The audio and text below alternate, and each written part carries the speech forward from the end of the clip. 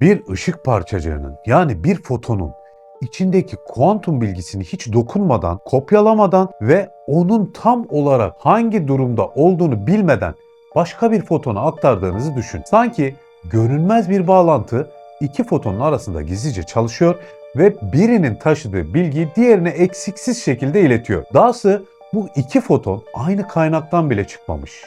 Biri bir kristalin içindeki kuantum noktasında, diğeri başka bir kristalde üretilmiş tamamen bağımsız bir ışık tanesi. Ve bu sahne bir film efekti değil.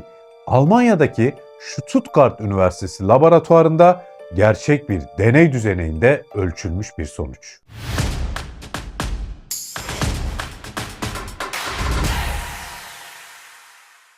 Merhaba, ben Hüseyin Kızıloğlu. Burası Hızlı Şarj. Bugün seni Stuttgart Üniversitesi laboratuvarlarında gerçekleştirilen ve kuantum internet yarışının yönünü değiştirecek kadar önemli bir deneye götüreceğim. Fotonlar arasında yapılan kuantum ışınlama, yani bilimsel adıyla kuantum teleportation nasıl çalışır?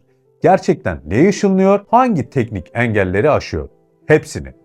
Kulağa karmaşık gelen hiçbir şeyi havada bırakmadan anlatacağım. Çünkü elimde sadece haber başlıkları yok. Nature Communications dergisinde yayımlanan makale, Stuttgart'ın resmi duyurusu, SciTech Daily ve Science Alert gibi kaynakların analizleri var.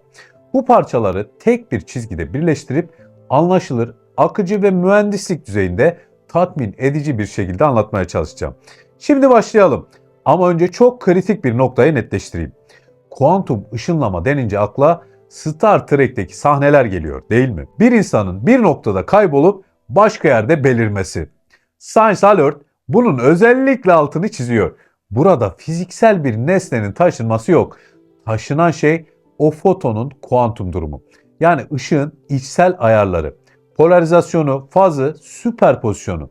Bunları fotonun kimliği gibi düşünebilirsin. Bu noktayı şöyle somutlaştıralım. Elinde içi şifreli bilgileri olan bir USB bellek olsun. İlginç olan şu. Bu belleğin içindekilere bakamıyorsun. Hatta bakman yasak. Ama buna rağmen o içeriği başka bir belleğe eksiksiz şekilde taşıyabiliyorsun. Bilgiyi kopyalamadan, okumadan, ellemeden. Kuantum ışınlama tam olarak bu. Bilgiyi çözüp incelemeden bir fotondan diğerine aktarma yöntemi. Peki bu neden bu kadar zor? Çünkü kuantum fiziğinde belki de en keskin yasaklardan biri var. No cloning ilkesi. Yani kuantum bilgiyi birebir kopyalayamazsın. Klasik internette sinyal zayıfladığında sistem basittir. Sinyali okursun, güçlendirirsin, istersen kopyasını çıkarır yeniden gönderirsin. Fiber hattının üzerine koyduğun bir amplifikatör ışığı adeta yeniden basar ve yoluna devam eder. Ama kuantum dünyasında bunların hiçbiri yapılamaz. Çünkü kuantum bilgiyi okuduğun anda onun hassas düzeni çöker. Kopyalamaya çalıştığında ise fizik birebir kopya yasak diyerek seni durdurur. Yani klasik internette sıradan olan her işlem kuantumda yasak bölgedir. İşte Stuttgart ekibinin savaş alanı burası. Şimdi buraya kadar her şey net. Fakat asıl büyü dolanıklık kısmında ortaya çıkıyor.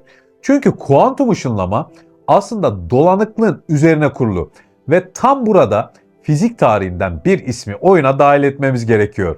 Albert Einstein. Einstein dolanıklığı ilk gördüğünde ona spooky action at the distance, yani uzaktan ürkütücü etki demişti.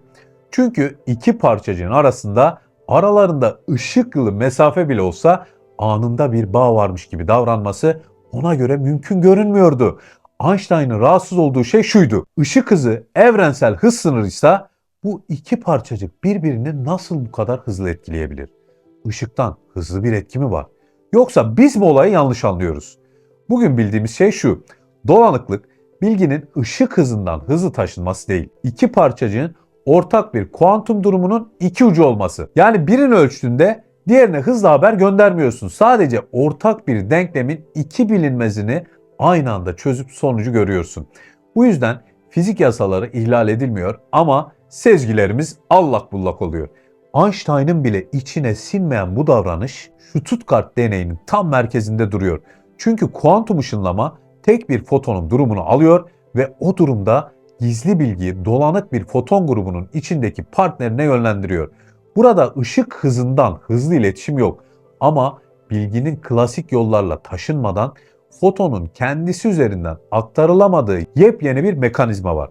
Bu zaten başlı başına büyüleyici. Fakat Stuttgart ekibinin başardığı şey bu bilinen çerçevenin ötesine geçiyor. Çünkü dolanıklık yıllarca aynı kaynaktan çıkan fotonlarla yapıldı. Aynı kristal, aynı laboratuvar, aynı lazer. Bu kolay olanıydı. Stuttgart'ın farkı şu: onlar iki farklı kuantum noktasında üretilmiş iki bağımsız foton ile ışınlama yaptı. Bu mühendislik açısından yıllardır takılan düğümdü. Çünkü farklı kristallerden çıkan fotonları tamamen ayırt edilemez hale getirmek neredeyse imkansız bir işti. Ama işte bilim burada devreye giriyor. Almanya'daki o laboratuvarda bu imkansız denen uyumu yakaladılar. Şimdi haberin merkezindeki deneye geçelim. Stuttgart Üniversitesi'nin yarı iletken optiği ve fonksiyonel arayüzler enstitüsünde çalışan Profesör Peter Mischler ve ekibi kuantum internetin omurgasını oluşturacak Quantum Repeater denilen teknoloji için en kritik adımlardan birini başarıyla gerçekleştirdi. Quantum Repeater, klasik internetteki sinyal güçlendiricilerin kuantum karşılığıdır. Ancak kuantum bilgisi kopyalanamadığı için tamamen farklı çalışan özel bir ara istasyon teknolojisidir. Stuttgart'ın resmi basın açıklaması bunu şöyle özetliyor: dünyada ilk kez iki ayrı kuantum dot kaynağının ürettiği fotonlar arasında kuantum bilgi aktarımı yapıldı. Buradaki kuantum dot yarı iletken bir kristalin içine sıkışmış tek tek ve aynı özellikle foton üretebilen nano ölçekli yapay atomlar demektir. Yani bu başarı birbirinden tamamen bağımsız iki ışık fabrikası arasında ilk kez kuantum seviyesinde bilgi aktarımı kurulabildiği anlamına geliyor. Şimdi kuantum nokta denen yapıyı daha da netleştirelim. Scitech Daily'nin anlattığı gibi bu yapılar yarı iletken kristalin içine sıkışmış nanometre boyutunda küçük adacıklar. Elektronların belirli enerji seviyelerine hapsedildiği, fizikçilerin yapay atom dediği özel bölgeler. Stuttgart ekibinin tarifine göre bu adacıklar tıpkı gerçek atomlar gibi belirli enerji basamaklarına sahip. Doğru lazerle uyardığında sana tek tek belirli renkte, belirli dalga boyunda ve inanılmaz kararlı zamanlamayla foton üretiyorlar. Yani elinde düğmesine bastığında her seferinde aynı kalitede tekil foton veren bir ışık fabrikası var. Fakat işin asıl zorluğu burada başlıyor. Aynı kuantum noktadan çıkan iki fotonu ayırt edilemez hale getirmek görece kolay. Çünkü aynı kristal, aynı yapı, aynı kusurlar. Ama iki farklı laboratuvarda üretilmiş, bambaşka kristal adacıklarında yetişmiş iki fotonu, renkleri, dalga boyları, zamanlamaları, fazları ve profil şekilleri bakımından neredeyse birbirinin klonu olacak kadar benzetmek yıllardır çözülemeyen temel mühendislik problemiydi. Science Alert'te bu kısmın altını özellikle çiziyor. Kuantum ışınlamanın çalışması için fotonların birbirinden neredeyse tamamen ayırt edilemez olması gerekiyor. Aynı dalga boyu, aynı ritim, aynı zamanlama. Bu iki foton arasında en ufak bir uyumsuzluk bile olsa onları interferometre denen ışık karşılaştırma düzeneğinde üst üste bindirmek mümkün olmuyor. Böyle olunca da Bell State Measurement adı verilen özel kuantum ölçümü yapılamıyor. Bell ölçümü dediğimiz şey iki fotonun gerçekten birbirine karışıp ortak bir kuantum davranış sergileyip sergilemediğini gösteren kritik testtir. Fotonlar yeterince ayırt edilemez değilse bu test daha baştan çöker. Stuttgart ekibi işte burada devreye giriyor. Birinci kuantum nokta içine bilgi yazılmış tek bir foton üretiyor. Bu fotonun polarizasyonu yani sağa sola salınım yönü fotonun taşıdığı kübitin ta kendisi. Bu kübit 0 olabilir, 1 olabilir ya da ikisinin aynı anda bulunduğu süperpozisyon halinde olabilir. Hepsi bu polarizasyon düzeninin içine gömülü. İkinci kuantum nokta ise birbirine dolanmış iki foton üretiyor. Dolanıklığı şöyle düşün. İki zar atıyorsun. Biri yere düştüğü anda diğerinin sonucu da belirlenmiş oluyor. Aralarında mesafe olsa bile. Yani birine baktığında diğerinin ne olduğunu o anda biliyorsun. Sanki ikisi aynı denklemin iki ucuymuş gibi davranıyor. Burada da fotonlardan birinin durumu ölçüldüğünde partnerinin durumu o ölçümle ilişkilendirilmiş şekilde ortaya çıkıyor. Deneyin asıl kırıldığı yer şu adımda. birinci kuantum noktadan çıkan tek foton ile ikinci kaynaktan gelen dolanık çiftin bir üyesi aynı optik düzeneye gönderilip üst üste bindiriliyor. Makalede Bell State Measurement diye geçen özel ölçüm yapısı da tam burada devreye giriyor. Bunu şöyle düşün. İki foton bir ışık ayrıştırıcıda karşılıklı geçişiyor. Gerçek anlamda çarpışmıyorlar ama yolları öyle kesişiyor ki davranış biçimleri birbirine dolanıyor. Eğer bu iki foton tüm özellikleriyle birbirinden ayırt edilemez hale getirildiyse kuantum optikte çok ünlü olan Hong-U-Mandel etkisi devreye giriyor. Bu etkiyi şöyle düşünebilirsin. İki fotonu aynı anda bir ışık ayrıştırıcıya gönderdiğinde normalde farklı çıkışlardan çıkmaları gerekirken tamamen eş oldukları için birbirlerini tanıyamayıp aynı çıkıştan birlikte çıkmayı tercih ediyorlar. Biz de fotonların bu garip, sezgiye aykırı davranışını ölçerek uzakta duran dolanık eş fotonun hangi kuantum durumuna geçtiğini anlayabiliyoruz. Bu işin matematik tarafında integraller ve operatörler gibi ağır kavramlar, ayrıca fizikçilerin Hilbert Space dediği soyut bir alan var. Bu Hilbert uzayı dediğimiz şey aslında şunun karmaşık adı. Kuantum parçacıklarının tüm olası hallerinin saklandığı dev bir koordinat sistemi. Yani fotonun hangi yönde titreştiği, hangi fazda olduğu, hangi süperpozisyon durumunda bulunduğu. Hepsi bu görünmez matematiksel harita içinde temsil ediliyor. Ama özünde yapılan şey çok net. Deney düzenindeki özel ölçüm kombinasyonu bu görünmez haritadaki noktayı seçiyor ve laboratuvarın başka bir yerindeki fotonun kuantum durumunu otomatik olarak belirliyor. Sen fotona dokunmuyorsun, bilgiyi kopyalamıyorsun, hiçbir fiziksel temas olmuyor fakat kuantum kurallarının izin verdiği o ince mekanizma sayesinde bilgi doğrudan ölçümün sonucuna göre karşı tarafa aktarılıyor. İşte kuantum ışınlama tam olarak bu. Peki daha önce hiç mi yapılmamıştı diye sorabilirsin. Elbette kuantum ışınlama yapan birçok deney var. Mesela Çin'in Mises uydusu Dünya ile uzay arasında fotonların kuantum durumlarını başarıyla aktardı. Bunu yüzlerce kilometre boyunca, yani şehirler arası, hatta kıtalar arası mesafe gibi düşün. Aynı şekilde yer altındaki fiber optik kablolar üzerinden kilometrelerce teleportasyon yapıldı ve iki farklı laboratuvarda duran kuantum hafızalar arasında bilgi aktarımı gösterildi. Buradaki kuantum hafızadan kasıt şu: içine bir fotonun durumunu yazıp daha sonra onu saklayabilen özel atomik sistemler. Hatta Oxford Üniversitesi'nin çalışmasında iyon tuzaklı işlemciler arasında, yani elektrikle havada asılı tutulan atomların kuantum bilgisayar gibi kullanıldığı sistemlerde bir tür kuantum kapısı, yani işlem adımı ışınlanarak aktarılmıştı. Ancak Stuttgart'ın yaptığı şey bütün bu önceki çalışmalardan tamamen farklı. Çünkü burada ışınlanan kuantum durumu aynı makineden çıkan iki foton arasında değil, birbirinden tamamen bağımsız iki farklı kuantum dot tarafından üretilmiş fotonlar arasında aktarılıyor. Yani bir foton bir kristalde doğuyor, diğeri başka bir kristalde doğuyor. İki kaynağın da kendine özgü kusurları, sıcaklık dalgalanmaları ve üretim farkları var. İşte tüm bu farklılıklara rağmen bu iki yabancı fotonun birbirini tanımıyormuş gibi çalışmasını sağlayıp ışınlamayı gerçekleştirmek işin zorluğu ve bu çalışmayı eşsiz kılan taraf.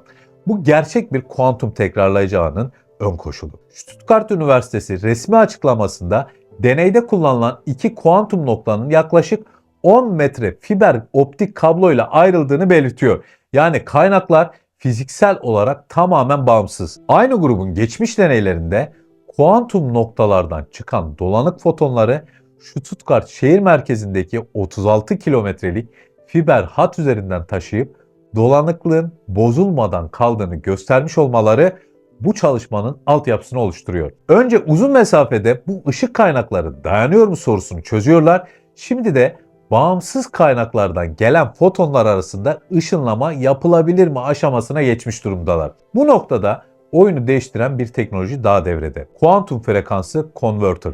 Çünkü farklı kuantum noktalardan çıkan fotonların dalga boyları, renkleri mikroskobik de olsa tutarsızlık gösterir.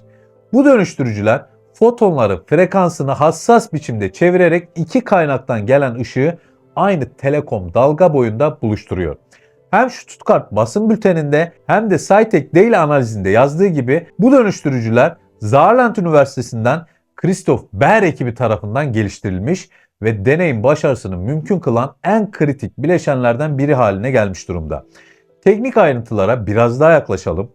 Nature Communications dergisindeki makalenin başlığı şu: Telekom dalga boyunda uzak kuantum noktalardan gelen frekansı dönüştürülmüş fotonlarla gerçekleştirilen kuantum ışınlama. Başlığın ilk kısmı olan Telekom Wavelength ifadesi çalışmanın gerçek hayattaki değerini belirleyen kritik unsur. Çünkü bu deneyde kullanılan ışığın evlerde kullandığımız fiber internet hatlarının dalga boyuyla birebir uyumlu olduğunu gösteriyor. Laboratuvarda mükemmel çalışan ama fiberde hızla kaybolan bir ışık gerçek dünya için anlamsız olurdu. Stuttgart ekibi işte tam burada fark yaratıyor. Laboratuvarda çok iyi çalışan ama fiber ağda hızla kaybolan bir dalga boyu endüstriyel kullanım açısından anlamını yitiriyor. Peki deneyin performansı ne seviyede? Hem Scitech Daily hem Fiz.org analizlerinde teleportasyon başarımının şimdilik %70'in biraz üzerinde olduğu belirtiliyor. Bu oran özellikle bağımsız kaynaklardan gelen fotonlarla çalışırken kuantum optik topluluğunda oldukça etkileyici sayılıyor. Başarı oranını aşağı çeken etkenler aslında tahmin edilebilir şeyler. Kuantum dot içindeki enerji seviyeleri zaman zaman çok küçük şekilde oynuyor. Bu fotonun tınısını bozan mikro titreşimler gibi düşünülebilir. Üstüne bir de dekoherans dediğimiz kuantum uyum kayıpları ekleniyor. Yani fotonun taşıdığı hassas bilgi çevredeki en ufak etkileşim yüzünden kararlılığını yitiriyor. Buna foton paketlerinin geliş zamanında oluşan milisaniyelik gecikmeler ile optik elemanlardaki mikroskobik kusurlar da eklenince ışınlama verimi doğal olarak düşüyor. Araştırma ekibi bu sorunları görmezden gelmemiş. Makalede tüm süreci ayrıntılı bir kuantum süreç matrisiyle matematiksel olarak modellemişler. Yani sadece ışınladık oldu demiyorlar. Kaybın nerede olduğunu, hangi parçanın sistemi sınırladığını ve gelecekte hangi noktanın iyileştirilmesi gerektiğini tek tek ortaya koymuşlar. Şimdi bu işi günlük hayata indirelim. Science Alert ve Scitech Daily bu çalışmanın siber güvenlik tarafına özellikle dikkat çekiyor. Çünkü kuantum internet fikrinde hat boyunca ilerleyen kuantum bilgisinin yapısı o kadar hassastır ki bir saldırgan hattı kurcalamaya çalıştığında ölçüm yapmak zorunda kalır ve fizik yasaları gereği bu müdahale iz bırakarak bilgiyi bozar. Yani gizlice dinleme ihtimali daha baştan fizik tarafından engellenmiş olur. Stuttgart ekibinin kurmaya çalıştığı kuantum tekrarlayıcı vizyonu bunu şehirler arası boyuta taşımayı hayal ediyor. Bugün sokaklarda gördüğümüz router ve switch kutularının yanında gelecekte quantum repeater kutularının da fiber hat üzerinde yer alması düşünülüyor. Peki bu teknoloji ne zaman gerçek kullanıcıya ulaşır sorusuna gelirsek, burada spekülasyondan uzak durmak gerekiyor. Çünkü yapılan şey Nature Communications düzeyinde temel bir deney ve bu sistem yarın market raflarında modem şeklinde satılacak olan ürün değil. Ancak Fiz.org ve Stuttgart açıklamalarında görünen yol haritası oldukça net. Önce 10 metrelik mesafeyi yüzlerce metreye ardından kilometrelere çıkarmak, teleportasyon verimini %70 seviyelerinden daha yukarı taşımak, kuantum dot kaynaklarının kararlılığını arttırmak, Frequency Converter verimlerini yükseltmek. Bunlar zor ama somut mühendislik hedefleri. Kuantum internetin tam olgun hali belki onlarca yıl sürecek. Fakat bu tür deneyler prensipte çalışıyor mu sorusuna evet cevabını veren kilometre taşları. Bu çalışmanın bir diğer boyutu da yapının bir konsorsiyum tarafından yürütülmesi. Almanya'daki Quantum Repeater Net programının parçası olarak 40'tan fazla akademik ve endüstriyel ortak birlikte çalışıyor. Stuttgart, Saarland, Dresden'daki EFV Enstitüsü ve telekom şirketleri aynı hedef etrafında birleşmiş durumda. Ama şu, kullandığımız klasik internetin üzerine aynı fiber kabloları kullanarak çalışan ikinci bir katman eklemek. Bütün tabloyu yukarıdan görünce birkaç net stratejik çıkarım yapmak mümkün. Bugün Oxford Üniversitesi fotonik bağlantılarla iki kuantum işlemci modülünü dağıtık şekilde çalıştırırken Stuttgart ekibi gerçek bir şebekede kuantum tekrarlayıcıların nasıl davranacağını test ediyor. Bu iki çizgi orta vadede birleşecek. Kuantum bilgisayarlar birbirine kuantum ağ üzerinden bağlanacak ve klasik internet üzerinde kuantum anahtar dağıtımı ile fizik yasalarıyla korunan yeni bir güvenlik katmanı yaygınlaşacak. Şimdi gelelim en çok merak edilen soruya. Nobel aldılar mı? Hayır. Bu çalışma henüz çok yeni. Nature Communications makalesi 2025 Kasım'ında yayımlandı ve Nobel Komitesi genellikle böyle sonuçların hem bağımsız laboratuvarlarda tekrar edilmesini hem de uzun vadeli etkisinin görülmesini bekler. Ama şunu rahatlıkla söyleyebiliriz. Stuttgart ekibinin açtığı bu ad ileride Nobel seviyesinde değerlendirilecek çalışmaların zeminini oluşturuyor. En azından literatürde büyük bir ağırlık bırakacağı kesin. Çünkü burada yapılan şey ilginç bir laboratuvar deneyi sınırında değil. Kuantum fiziğinin en kırılgan davranışlarını kopyalanamayan, ölçülünce bozulan dolanık foton hallerini alıp gerçek dünyanın fiber optik altyapısıyla uyumlu, tekrarlanabilir ve büyütülebilir bir iletişim yapı taşına dönüştürme çabası. Ve bu deney geleceğe kurulacak o yapının tam ortasında duran en zor soruya cevap veriyor. İki farklı ışık kaynağından gelen fotonlar arasında kuantum ışınlama yapılabilir mi? Stuttgart Üniversitesi'nin resmi bülteni, Nature Communications makalesi, SciTech Daily, Science Alert ve Phys.org verileri üst üste koyunca tablo çok net.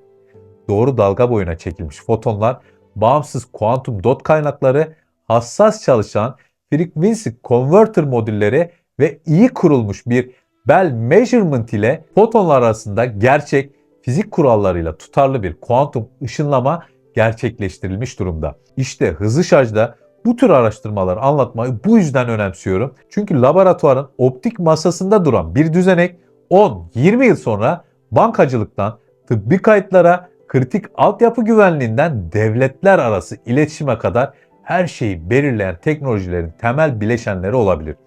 Bu işleri erken anlamak, doğru yorumlamak ve geniş kitlelere aktarmak teknoloji yarışında geri kalmamak için belki de en kritik adım. Eğer bu anlattıklarım sende bu konu gerçekten düşündüğümden çok daha derinmiş hissi uyandırdıysa Hızlı Şarj'a abone olmayı, videoyu beğenmeyi ve özellikle yorum yazmayı unutma.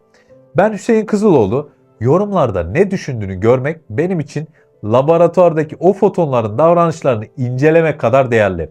Bir sonraki videoda ister kuantum internetin başka bir basamağını, ister kuantum bilgisayarlarla klasik internetin nasıl birleştiğini, ister bambaşka bir ileri teknoloji konusunu konuşalım. Ama mutlaka hızlı şarjda konuşalım. Görüşmek üzere, hoşça kalın, teknolojiyle kalın.